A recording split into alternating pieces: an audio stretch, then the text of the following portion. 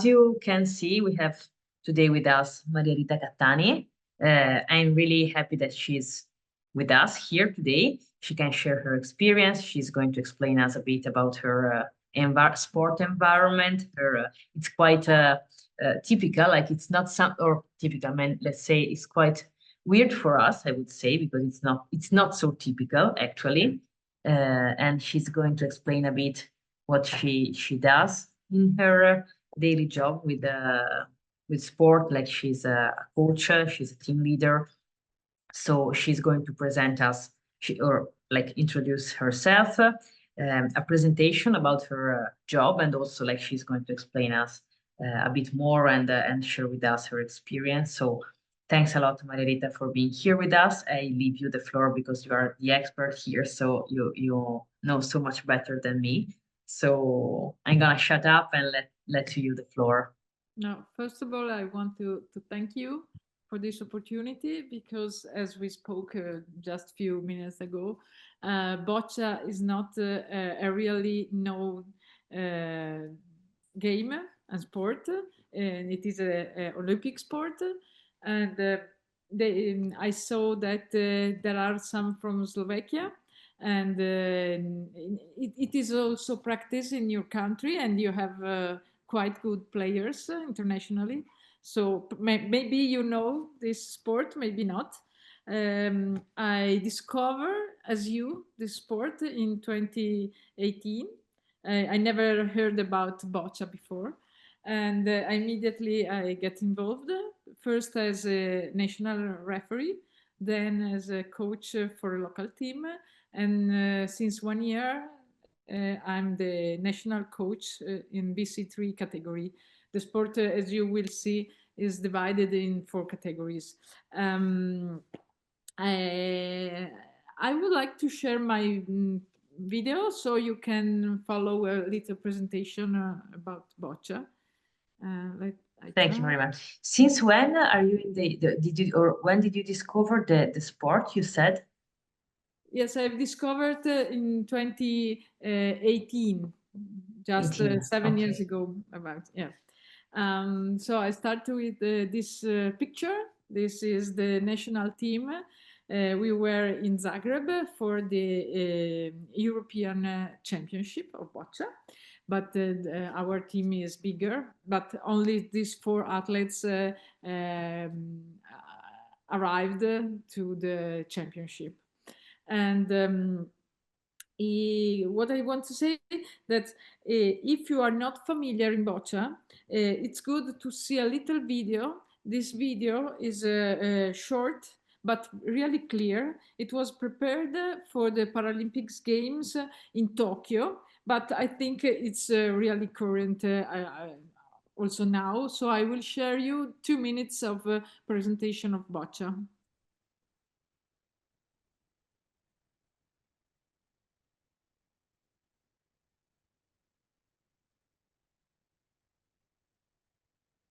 A mind game of strategic throws and tactics.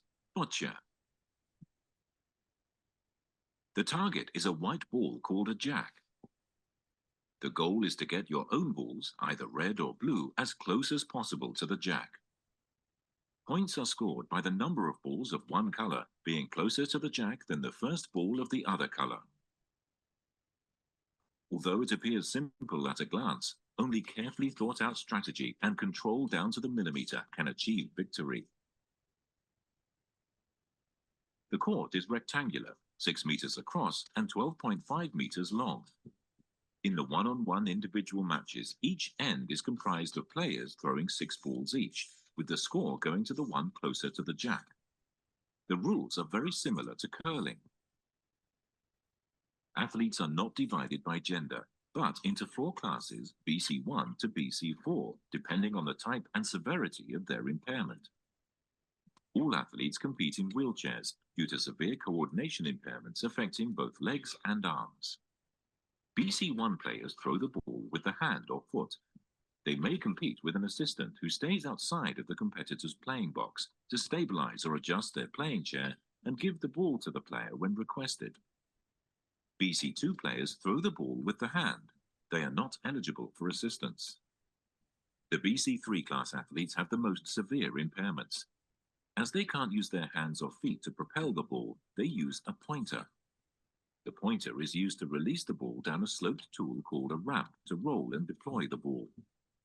The pointer is either held by the athlete's mouth, attached to their head, or some may also hold the pointer with their hand. The BC4 class are players with impairments of non-cerebral origin that result in significant impacts on their strength or coordination. Individual and pair matches are decided by the total scores for 4 ends, while 6 ends are played for team matches. Rather than just getting their own balls close to the jack, 3-dimensional attacks are also unleashed, including striking and getting on top of other balls. Varied shots are used to break a deadlock, spreads across the court, backed by experience.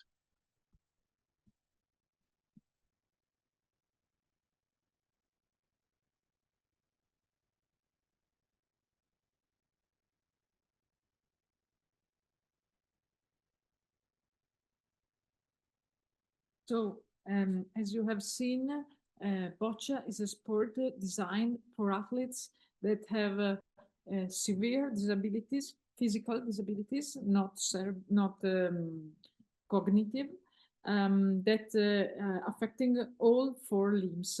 And they can be, Boccia was thought for cerebral palsy, people with cerebral palsy. Then other athletes could play with the spinal injuries or dystrophy or many other problems.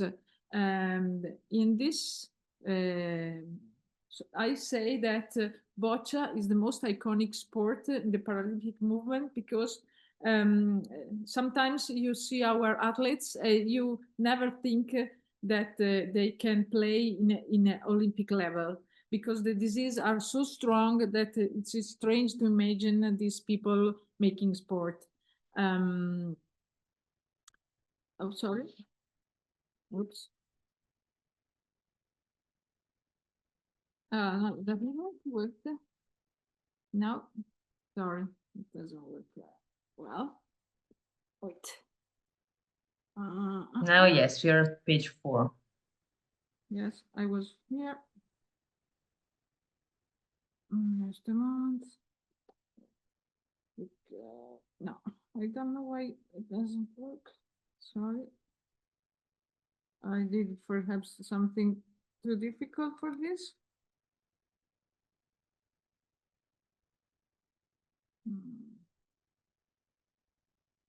I don't know why this doesn't. Okay, see. Yes, now finally it works. So in this really short video, you can see a player, a BC1 player in the final in Paris. The Korean guy has big difficulties in control his body, and he has many dystonia, but he tried his best, and in the end, look what a shot he can do.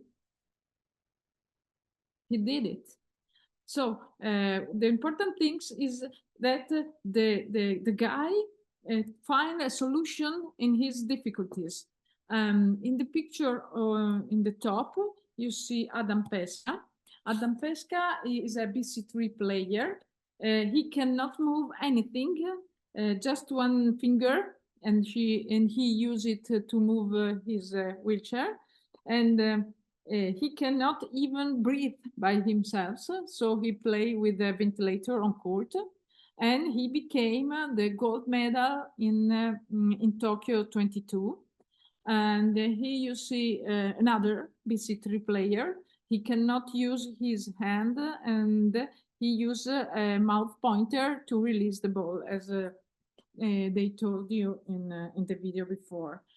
And what is important is that Boccia can adapt to the athlete's needs. So it's really important for a coach to observe his player and try to understand what are his abilities and what he can do and what he cannot do. And in this case, our athletes started as a BC4 player, and he could throw the balls with his hand, but he has a degenerative disease. So after some years, he could not throw anymore the balls.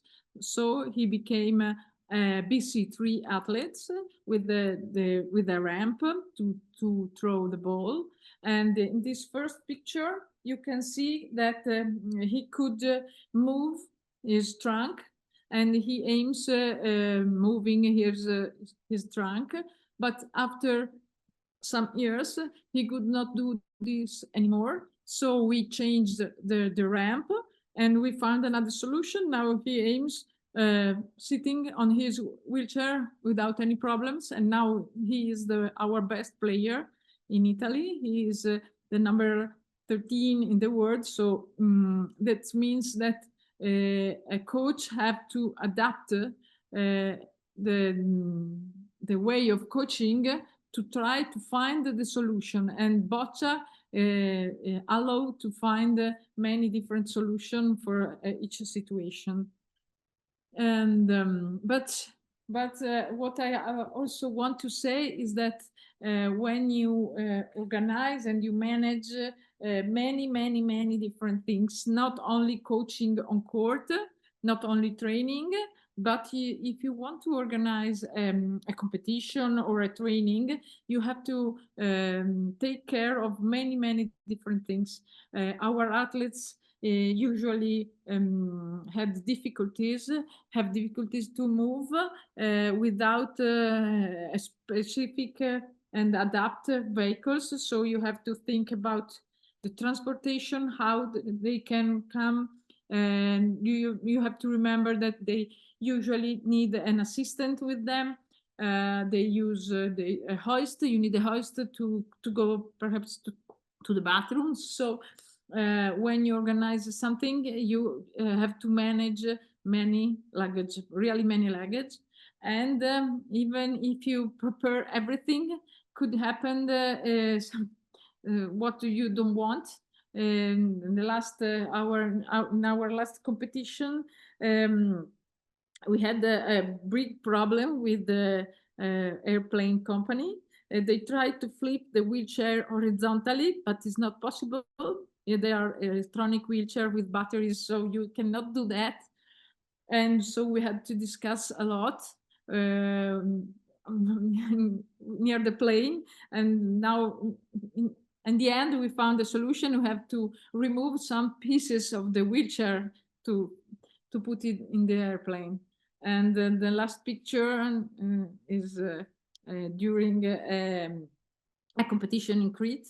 The hotel was really high level with many beautiful things, but the door of the bathroom was too thin, not large enough. So we had to remove the door to find a solution to get in with the wheelchair. So this is I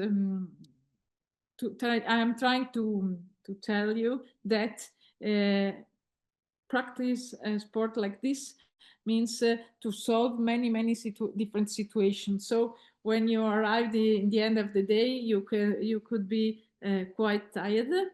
And in this picture, you see the ramp operator during the competition in Crete. They are so tired that they had to have a rest. This is a type player, and he's her ramp operator from Taipei, and our ramp operator. But just to say shortly, of course, we could be tired, but beyond the tiredness remains big satisfaction, joy, and great friendship. So this is what I want to tell you. Can I ask you something about the hotel? Like, I think that they knew that there were people in wheelchairs. Like they knew that before. Okay. I think, right? Like you Tell me. like in the hotel, regarding the picture No, that you show. in Italy, but everywhere. Sometimes you have special rooms, of course, adapted. But when we have big competition, we have a lot of athletes, 80 athletes. So we have necessary to adapt because there aren't a hotel with all adapted Okay. rooms. But also in Italy, with a little, with really less athletes, we have to manage many difficulties. You can come by train, okay, perfect. But when you arrive in the place, you need someone that take you, and you need a wheel adapted vehicle, and we also have special food needs because not all the athletes can eat everything. So we have to manage many things. But the most important thing, in my opinion, is that we have to see person in these athletes. And they have so severe problems that sometimes they can't even speak clearly. So you have to understand. But the challenge is to put in the center the person, and you have to find a solution for each person. Perhaps one person cannot use hand, but he can use foot, or he can use the head. And you have to find a good solution to give something useful. Pointer not too heavy because some athletes have not strength, and this is exciting because it's every time different. And then another important things in my experience is that you have to understand which kind of athletes you are having to work, because some athletes prefer the social experience, so they are not so interested in training. They want to join, to have a grateful experience. They prefer to play. Boccia doesn't matter the results, but stay together is enough. And this is a kind of athlete. Why not? And now I'm the coach of the national team, so we have quite competitive players. We train 10 hours in a week. Yes, 4 times, and they want to see the progress. So you have to measure the progress. You have to find some exercise, special exercise, to understand if this progress are measurable or not. And they want to have success. Of course, the results is important. So it depends on the different. It's an Olympic sport. So you can imagine. But all of them are competitive, or just part of them? No, not all. Not all. Many of Italian athletes are not so competitive. So if we have 200 players in Italy, you can think that less than 20 are really competitive athletes. But it's true, it's correct that first comes social opportunity. Yeah. Because, but you train athletes from the whole country. Yes, it's and not so easy. Where, like, like how do you move around, or we do where do you train? Some training session together. So not this weekend, the next one. No, this weekend we will meet in Milano, and there will be athletes from Piemonte, near Torino, from Milano, and athletes from Trento. And of course, we cannot do many of these training sessions. Perhaps 4 or 5 in a year together, all together. But we can we see video about past matches, so we study our mistakes. We just came back from Olbia. We were there in 10 days ago. Our pairs team achieved silver medal, and we could, but in the final we lost, and I saw that there were some mistakes, one especially during one end, and they did the wrong tactic decision, and tactic is very important. They had the opportunity to earn point and they lost 3 points, and this was a match, unfortunately. So we can see online. We discuss the game. I sent them pictures with many ideas, and I asked them also, and what do you think? Where is the fatal error? Usually you can find a fatal error. Just one is enough. So we have we learn in this way, and I have a lot of exercise. Perhaps during the meeting, the in person, we try to measure the progress, if there is a progress. I have some exercise to that I give to the athletes, and I know what the target is, and I try to see if they can do it, because in Boccia we use different balls. The Boccia, the balls seems the same, is not so. You have super soft balls if you have to do a shot to take a point, but you have super hard balls if you want to smash everything, and you have to manage these balls. Each ball has his behavior, and you have to understand this behavior and to know what you have to do if you want to do something. This is the first things that you have to learn. How the balls How work. many balls do you use? On court, you have 6 balls. With a coin, there is a decision if red balls or blue balls, but only 6 balls. But at home, each athlete has a lot of many different balls, because you can decide which is the balls that you want to play with. 2 super hard, 1 medium, 1 soft, 1 hard, 2 super hard. You have to decide, and your game is depends on the ball that you decided to use, and but this is only technique.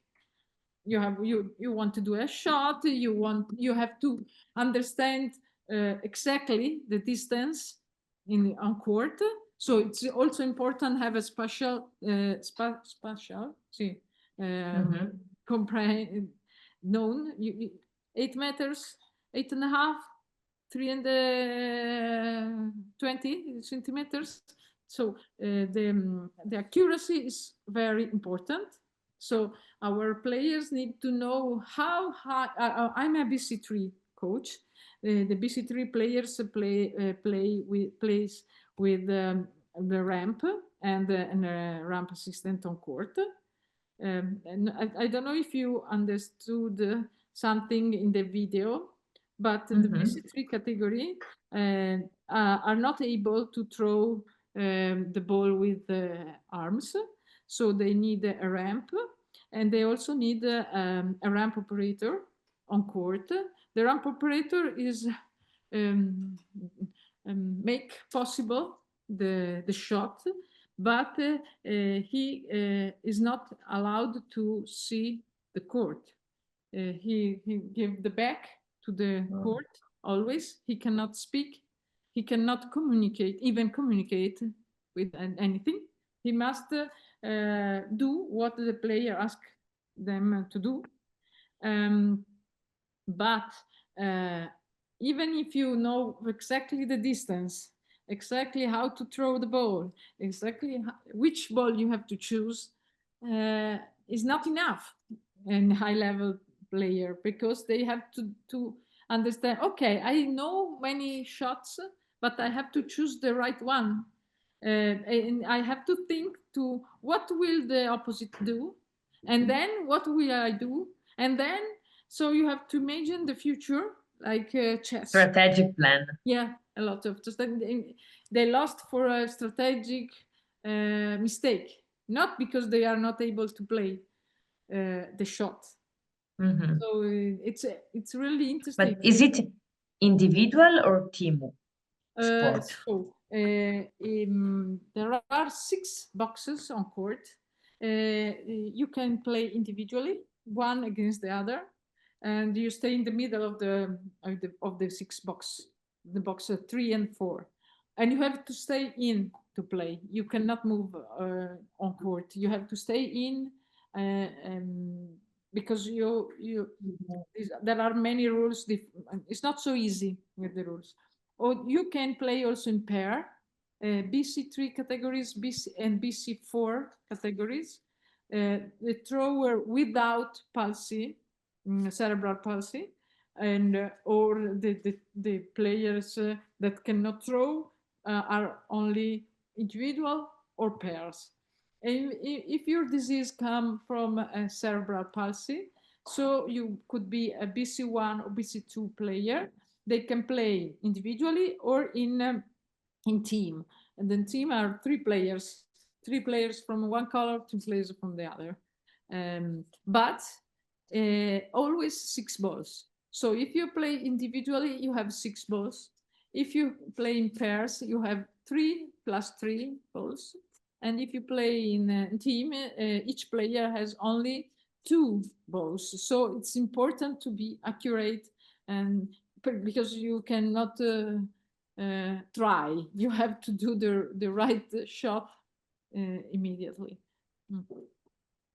That's really interesting. I've never heard it before. Like, for me, it's totally new. I don't know if for Susanna and Alessia it's new as well, or you already knew something about the sport, and also like the importance of this sport in the field of Paralympics, like and in the field of the project, of course. Like, we are talking about something which is not known by people, neither for the sport itself, but neither for the target group that play this sport. So yes, yes, it is interesting, because sometimes when we present the sport in different situation, even the families or their own the person with disabilities can imagine what he can do. So it's fantastic in this. and how is the relationship between athletes? Oh, it depends. If I think my athletes, my young athletes started, finished high school, but he was not a great student. But when he finished and he started to play internationally, he discovered that English is important, and he started to learn by his own English, because he discovered that this is important, and now he has a friend all over the world, in each country, Saudi Arabia, Kazakhstan, Greece, Great Britain. So I think that on court they are really opposite. Yes, they don't present anything, but out they are good friends. And also in Italy the same. Well, of course, there is they want to win.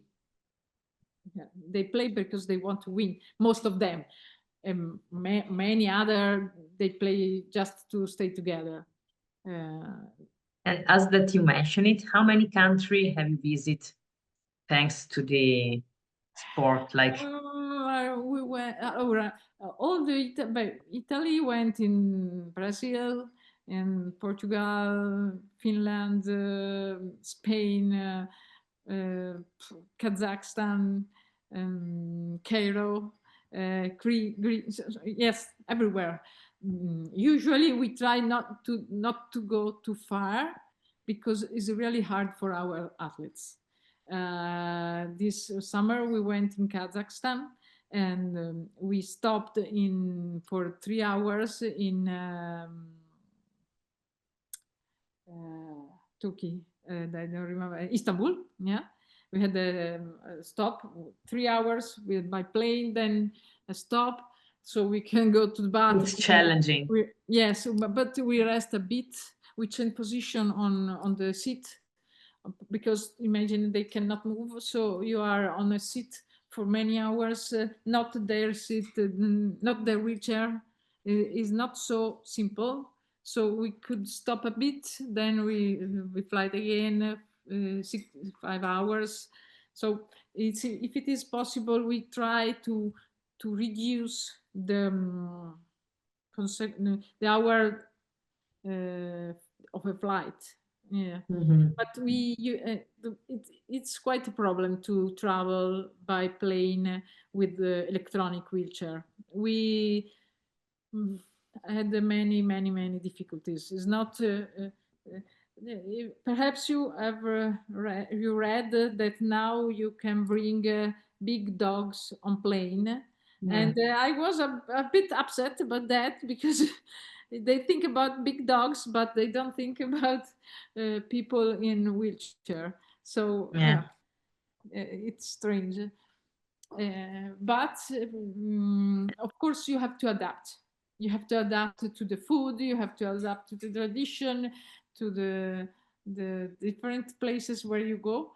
That is also interesting. Yeah, and how many coaches do you need for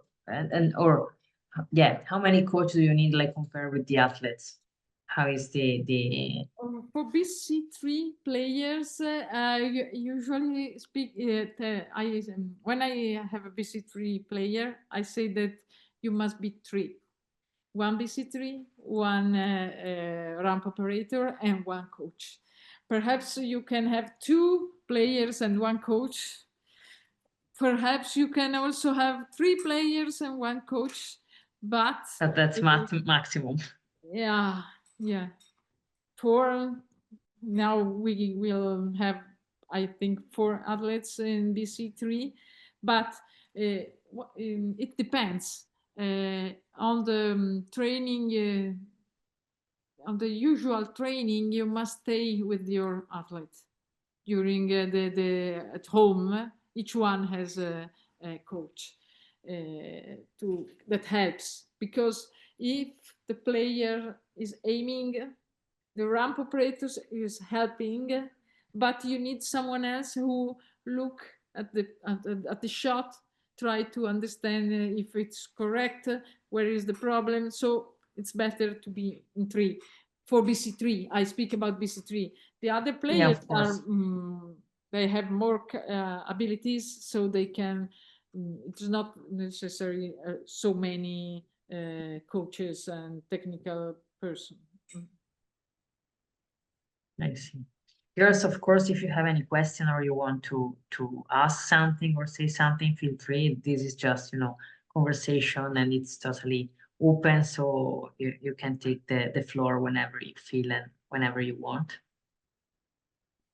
I think it's really interesting what Maria Rita is sharing with us. It's something that I really never heard before, and now I'm curious to see a match or a competition.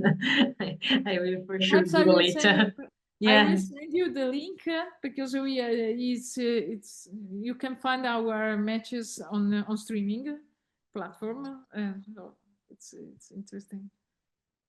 May I ask something? If I can. What is the most interesting thing you learned recently in your work? What do you think? First of all, I have to say that I'm not a coach in life. I do this as second work. I'm an engineer Ah, in life. Interesting. Yeah. I do the different things. So I think that the important thing is to understand that it's not mathematical problem, are not mathematical problem. If you work with people, you have to forget mathematics, and you have to really understand what is the feeling also. The most important things that I understood is that we are not machine, and so we have feeling, and of course I'm not a mental coach. Our players has a mental coach, because it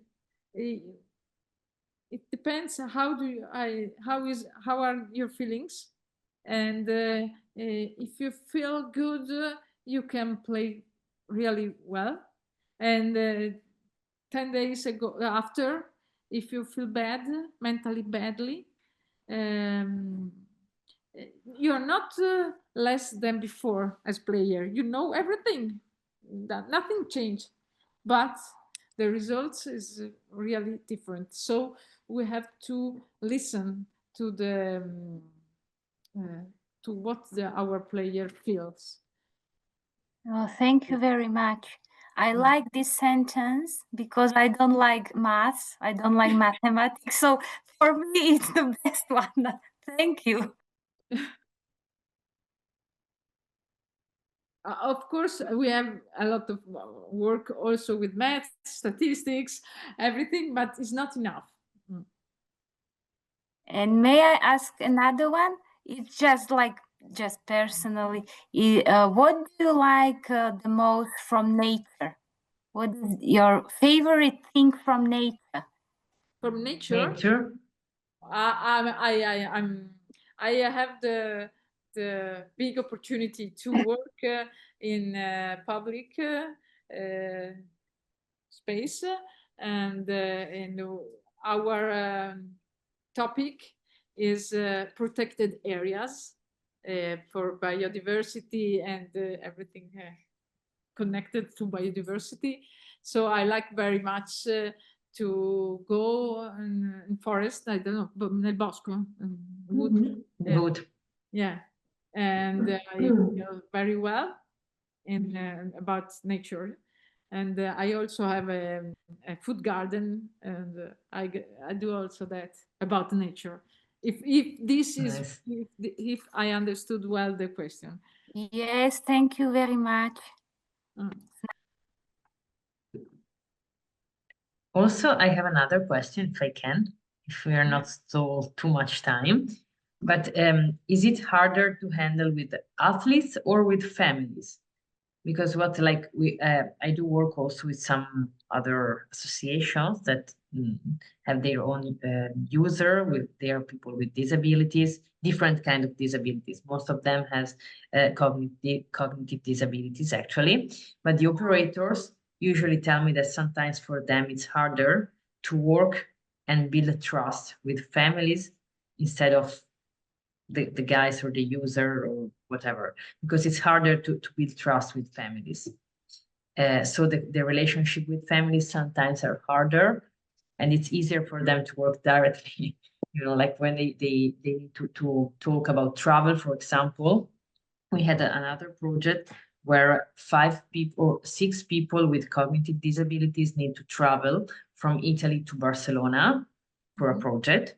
And it was like 10 days. And when I was in contact with the operators, what they told me was like, we are not worried about the travel itself, but we are worried about, you know, talk with the families and what concerns or issues like family can bring up. So I was curious if in your field is more or less the same, or it's smoothie, or of course, it's more or less the same, because the disease are very severe. So in an ideal world, we should have assistant out of the family. We should have coach out of the families, and also our players would like to be independent as much as possible from the families.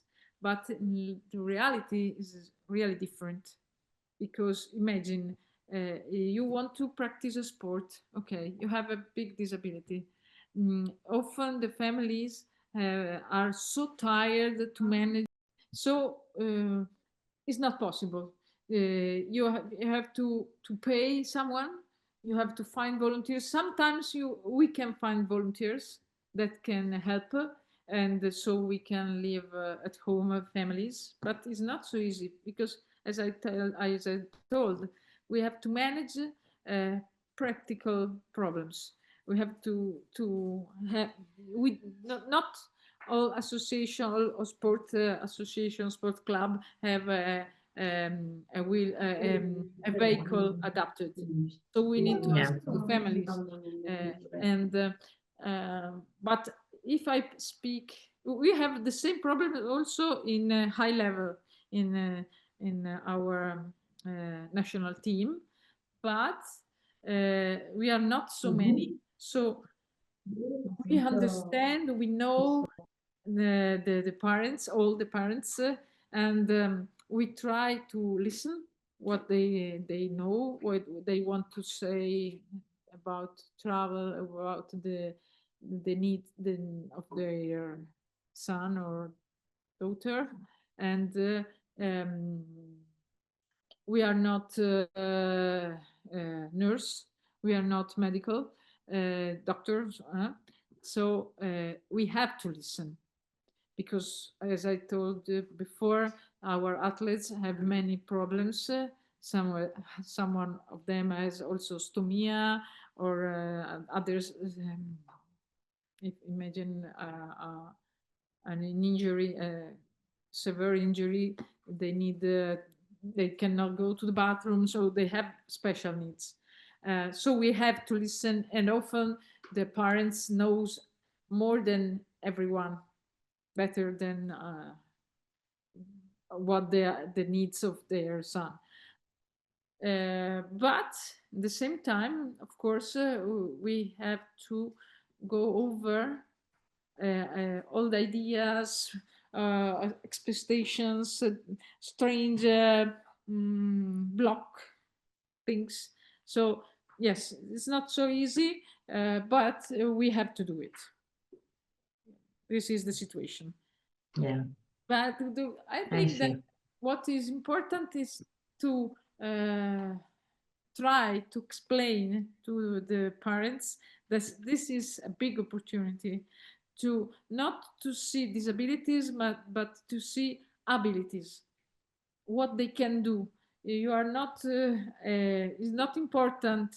You are not a disabled people. You are a good player if you can do that. And you can, even if you have a strong disability. This is important. Yeah. That's interesting. Yeah. Also, like, thanks for sharing. I have a little experience. One of our players had a project in school. He played boccia during the sport hours, and but it wasn't so easy, because he had to bring the balls, to bring the ramp, to prepare everything. The year after, unfortunately, he changed the teacher, and he was prepared to do the same. And he went, and the teacher told him, no, no, no, no, now you do the referee of volleyball.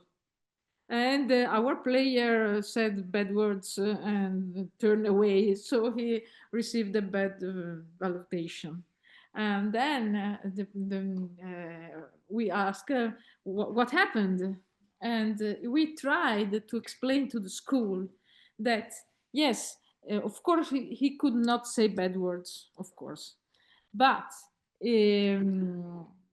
why our player should be a referee of volleyball? Why? Because he cannot play volleyball. And why not play boccia? Because he can play boccia. This is the different way of thinking that we have to explain. And Yeah, the mindset, the approach. Yeah. Like sometimes like people just don't think about needs. They just go straight their point of view and that's it. So and go over, no? Of course, if you cannot play, you can be a referee. Of course, yeah. Why not? But if you can do something, why not do what you can? of course. Yeah. Yeah, that's a good approach. And what did the school say back, like answer? What was the reaction? Now I'm curious. How do you say president? The main, the director. The director understood perfectly. The problem was only the teacher. Okay, that's great. At least the director understood. So that's important. She was very good, but the school was very big, so she cannot see everything. Yeah, of course. Sometimes, like things just go. Yeah. And just last question from my side, because like, do you have more athletes from the north or the south of Italy? Most of athletes are in the north. Veneto, Lombardia, Piemonte. Do you think that there are some differences in the approach? And there is a big group in Puglia, Lecce. And we have also athletes in Roma. I think that in the north we have more structures. I live in Trentino. We have really another way of. I live in Trentino. We have really big opportunities. In pools, transportation, and also public money given to practice. Yeah, like the facilities. Yeah, like change a lot not the point of view, but the approach, and also like when you live in an environment that gives you some facilities, it's so much easier to approach for people with disabilities in sports or our pools are adapted. You have the correct bathroom. You can go in without stairs. It's not the same everywhere, but the experience in Lecce shows us that if you want, you can everywhere. And also is if you just want to practice as a social opportunity, you don't need really big things. You need a big room. It's enough, because it's enough. Perhaps in the south you don't need to warm up the place. Perhaps you need to refresh. To refresh a bit. But in my opinion, if you want, you can. That's also a good message that we are going to reuse. Like yes, if you the proof that if you want, you can. Yes, if you really want, you can do. But also because I see that we have players from South Africa, from Argentina. Yeah, not in Italy, but they play also there. They play in Colombia, and I see that the structure are not so beautiful, and they do it. Not really. Yeah. And that's the proof that, of course, like the environment affects a bit what you can do or you can't do, but also like the motivation, like basically the motivation is the most important also in this field. So yes, and if you want to start boccia, of course you have to start with fun, with socialization. We stay together, and after competition will come after. Doesn't matter.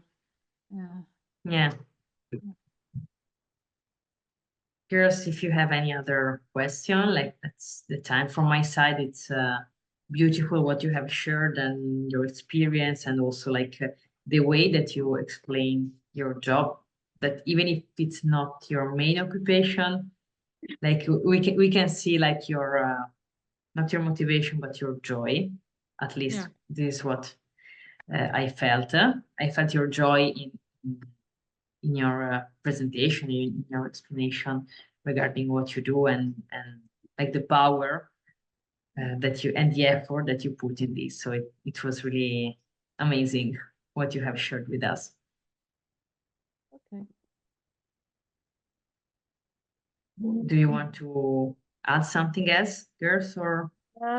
Maybe one question, if I can, in Slovakia, because I'm from Slovakia and I haven't heard about this Boccia matches like that. Where is it? In which city or town in Slovakia? Bratislava or? Prešov? Do you need Prešov? Is Slovakia? Oh, Prešov, I know. Yeah? Yes, yes. Okay. Okay. I'm looking on my phone because I have a friend. He is Boris Klona. Okay. He was a BC3 player. He stopped playing abroad just last year, and he is very. I can send to the some something about Boccia, Slovakia Boccia. Someone that you can take contact, because he works in teaching Boccia. So I think he could be interesting to meet or to. Let me show you. Okay, thank you. It's very interesting because for Maria- me it's completely new. I don't know Completely if new. can you see this? Yes. Yes, yes, I can see. Yeah. Maria Rita, I'm going to share with you here in the chat the email. So if you maybe can share with us first your presentation, so we can recheck it and I can share it with the other participants which were not here today.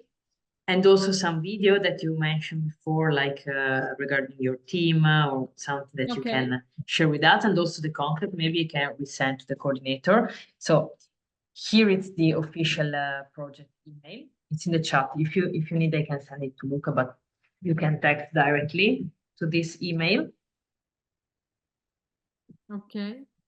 So like you can share with us some materials, presentation and contact. So whatever it can be useful for participants and for us in order to understand better and recheck and relearn. But I'm sure that in Slovakia you can find a lot of things. Oh, thank you very much. Thank you. Yes, yes. He is also very kind, so don't worry if you want to chat with him. Okay.